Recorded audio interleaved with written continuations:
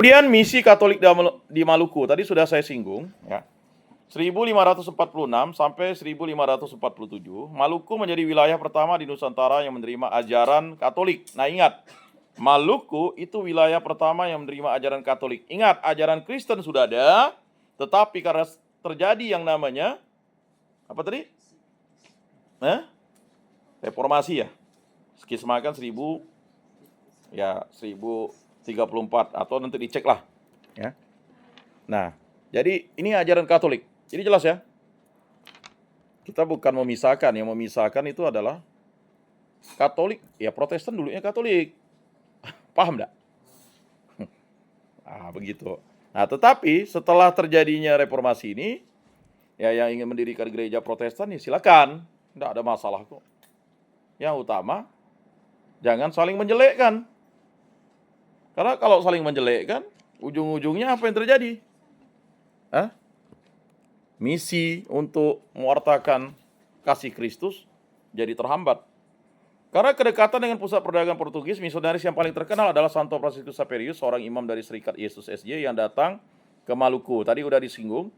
Franciscus Xaverius berkarya di beberapa wilayah, antara lain Ambon, tempat ia mengajar dan membaptis banyak penduduk lokal. Jadi di Ambon itu orang dari baptis. Ternate, di mana ia berusaha mengkristenkan penduduk meskipun menghadapi tantangan dari Kesultanan Ternate yang beragama Islam. Makanya di Maluku Utara tuh ada yang Katolik. Itu udah Katolik udah cukup lama dah.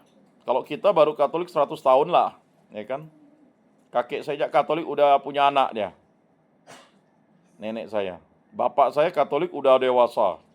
Saya yang bayi. Nah, enggak tahu lah kalian. Nah, jadi generasi yang benar-benar bayi itu saya gitu. Bapak mama saya kawin Katolik, saya lahir dibaptis Katolik. Apakah itu pilihan? Tidak, itu kewajiban. Karena kita dalam sakramen perkawinan tuh mendidik anak secara Katolik. Jadi ada janji yang diucapkan di depan Tuhan.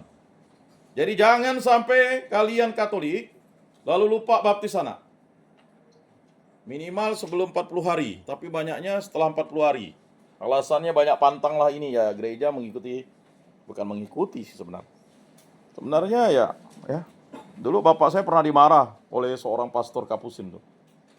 Kamu ini baptis anak sudah 3 bulan baru dibaptis. Tahu tidak keselamatan itu diberikan oleh Tuhan Allah mulai dia dalam proses pembentukan. Dan baptis itu merupakan suatu tanda rahmat ilahi bahwa orang yang lahir itu adalah menerima kasih Kristus. Kalian katekis kalian hidup dalam tradisi di kampung-kampung bilang ngurian lah. Tidak tahu jadi kalau bahasa orang apa gitu. Tangan orang itu tidak boleh nyentuh panah lah. Tapi kalau nyentuh suami boleh kan? Tidak boleh makan kundur lah, makan inilah, itulah, ini ya. Sebenarnya pantangan-pantangan itu sebenarnya ya diikat lah nanti. Nanti yang cewek kan disuruh diikat lah pakai benang. Ya ikutlah. Kalau sesuatu itu tidak bertentangan dengan agama ya tidak masalah. Ya kan? Tapi kalau sampai mohon maaf misalnya, kalau sampai besamsam, sampai belalak, nutup kampung hari Minggu, wah itu fatal. Orang mau ke gereja, terima komuni. Jadi jangan lalu tidak menggunakan akal sehat. Aduh, hari Minggu kan mau terima sakramen Ekaristi. Undok gitu kalian pengurus adat. Kalau sampai ada yang enggak bisa gitu dong. Makanya pernah terjadi itu akhirnya kalau untuk belalak besamsam itu enggak boleh hari Jumat, Sabtu, Minggu. Senin, Selasa, Rabu selesaikan lah. Itu kejadian dulu di Bengkayang. Sampai ribut kan. Masa ngelarang orang ke gereja? Ngelarang orang ke masjid? Jumat, Sabtu, Minggu tuh orang mau kemana? Ya terlihat agama yang mayoritas lah kan begitu. Nah itu. Masa lalu nutup kampung hari Minggu? Orang mau ke gereja mana? Enggak boleh kan? Padahal menurut hukum gereja ya itulah sering harus didialogkan. Dialog. Ya, dialog itu.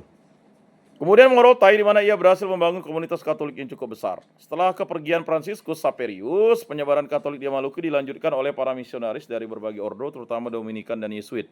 Jam berapa selesainya? 11.35, nyaris ya. 10 menit lagi. 3 tantangan dan perkembangan gereja Katolik di abad ke-17. Materinya yang ini, yang depan ini, kecuali materi berikutnya tuh yang tidak saya masukkan di Adlink. Ada di Adlink tuh. Nah, tantangan dan perkembangan gereja Katolik di abad ke-17. Pada awal abad ke-17, penyebaran agama Katolik mulai menghadapi tantangan besar ketika Belanda POC menguasai wilayah Nusantara. Tadi saya jelaskan lagi, ya, supaya kalian paham mengapa sih mereka berusaha menggantikan pengaruh Portugis dan menyebarkan agama Protestan. Nah ini nih. Jadi saingannya ya makanya dalam YouTube kanal apa sering terjadi tuh perdebatan antara Katolik dan Protestan itu ya. Ya diakibatkan karena ada serangan-serangan, makanya beberapa pastor akhirnya mengingatkan kembali. Kan begitu. Ya tidak percaya Bunda Maria sebagai Theotokos lah. Bunda Maria dibilang berdosa lah. Itu kan urusan dia. Dogma tentang Bunda Maria itu sudah selesai. Bunda Maria adalah ya manusia tidak berdosa. Dia Theotokos. Dia adalah Bunda Allah. Ya kan? Dia adalah Bunda Putra, Bunda Yesus. Dia adalah Putra atau Putri Allah. Coba doa Rosario itu kan 3 gelarnya pasti diucapkan. Ya, apa?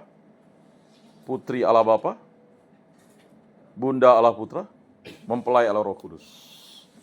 Dan dia adalah tabut perjanjian, tabernakel. Ada lingkungan tabut perjanjian, itu namanya Bunda Maria. Dia Stella Maris. Nah itu gelar-gelar Maria. Maria Ratu Pencinta Damai. Nah tapi ada juga, ya kan? Maria, Bunda Maria Berduka Cita kan? Ada. Jadi hampir mau ratusan kali, ya gelar-gelar Maria. Mengapa? Karena dia adalah manusia yang tidak berdosa. Ya. Jadi kita sebagai orang Katolik santai aja jelaskannya. Ya kalau tidak percaya ini ya jangan percayalah begitu. Nah, iyalah. Kalau percaya jangan, kalau tidak percaya jangan percaya. Kalau percaya ya percaya. Kalau percaya jangan dipertanyakan. Karena gereja sudah menyampaikan itu. Daripada kalian banyak debat juga akhirnya ribut. Yang kita lakukan kan dialog, ya kan? Ayo kita ke gereja, kamu ke gereja, kamu, saya ke gereja saya ya. Nanti kita ketemu di warung kopi, gitu. Kan begitu ya? Silakan. Jadi persoalan itu sudah selesai ya. Begitu juga dengan iman-iman lain kan, dokumen Nostra Aetate itu kan menjelaskan hubungan. Gereja Katolik mengakui kebenaran pada agama-agama yang ada, ya kan? Ada kebenaran. Tapi ingat, bagi kita jelas, kebenaran itu hanya ada pada Yesus Kristus. Aku adalah jalan, kebenaran, dan kehidupan. Jadi kebenaran itu harus dinikmati, dirasakan, dan dilihat. Nah itu makanya kita ke gereja melihat Yesus. Jadi kalau orang Katolik tak pernah melihat Yesus, berarti tak pernah ke gereja Katolik dia. Mana ada saya lihat Yesus? Itu berarti dia baga-baga. Bodoh-bodoh, celaka. Masa dia terima sakramen Ekaristi lalu dia tidak lihat Yesus? Itulah Yesus. Itulah Tuhan Allah. Kok Tuhan Allah bentuknya seperti itu? Ya suka-suka Tuhan Allah lah. Kalau Tuhan Allah mau jadi pohon gimana? Tuhan Allah mau jadi Raja Wali gimana? Kayak Daud bilang kan, seperti Raja Wali. Ya kan? Tuhan Allah mau jadi perempuan silakan. Masa kita ngatur Tuhan Allah? Apakah Tuhan Allah, mengapa Tuhan Allah digambarkan sebagai seorang bapa? Ya karena dia adalah seorang yang memimpin. Ya kan karena pada zaman itu ya pemimpin ya laki-laki. Ya. Selalu digambarkan dengan yang namanya konsep maskulin. Ya kan? Tetapi Bunda Maria, Putri Allah Bapa itu mewakili ya, Hawa baru. Karena memang ya, Yesus itu adalah Adam baru. Ya. Karena Adam lama itu diciptakan Tuhan, dia diberikan kebebasan yang sama, tetapi dia hanya dituntut kesetiaan. Jangan kau makan buah itu, satu aja buah. Semua buah boleh kau makan, tapi yang itu jangan. Kalau kau makan, kau akan mati. Kan baga. Kalau kau misalnya mohon maaf berzina, kau pasti hamil. Kau kan perempuan. Dilarang dulu kan? Nanti setelah terima sakramen perkawinan, barulah kau melakukannya. Begitu maksudnya. Jadi konsepnya tuh begitu. Jadi kalau kalian jadi katekis tuh harus kontekstual dalam situasi sekarang. Kalau kau pakai narkoba, mampus lah kau. Begitu. Kalau kamu free sex, siapa yang rugi? Yang rugi siapa? Bukan lagi diri sendiri. Banyak orang yang akan rugi. Termasuk yang akan menderita suamimu atau istrimu itu nanti. Menderita seumur hidup. Kau tidak percaya ya? Lakukan saja sekarang. Nanti kau akan menderita. Sampai kakek nenek kau akan dibilang, dasar laki-laki bejat. Dasar perempuan sundal. Mau gitu. Baru aja mau ngomong dengan misalnya kan, orang laki-laki lain suaminya udah marah. Itulah kelakuan kau yang dulu. Mulai menitiskan air mata. Hanya titis air mata dan senyum kehancuran. Logo beda generasi, tapi memang lagu itu diciptakan untuk kalian. Kalau kamu hilang dan nanti bertengkar dengan suamimu, moy. Iyalah, kalau kamu nanti, mohon maaf ya, saya bukan aliran yang ini ya, tapi saya hanya mau menggambarkan masalah keluarga itu kan dimulai dari ketidaksetiaan. Masalah ekonomi itu hanya pemicu ya. Ngapa kau cerai? Masalah ekonomi, bohong, kesetiaan loh. Kalau suaminya pemabuk tapi dia setia, pasti tak akan diceraikan. Ini loh ada pemabuk, main perempuan, aduh. Hah? Kau ini tidak ngerti, main perempuan itu kan bahasa halusnya. Ya kan? Betul ya? Kalau lakimu tuh hanya pemabuk aja, dia pemabuk ya. Tapi kalau penjudi lebih parah sih. Kamu bisa dijualnya. Nah makanya, lah, ya, coba kamu dengar janji baptis. Bersediakah kamu menolak segala bentuk-bentuk perjudian? Itu kalau yang tidak masang jugi togel, yang menjudi togel kan duduk belakang. Diam ya dia.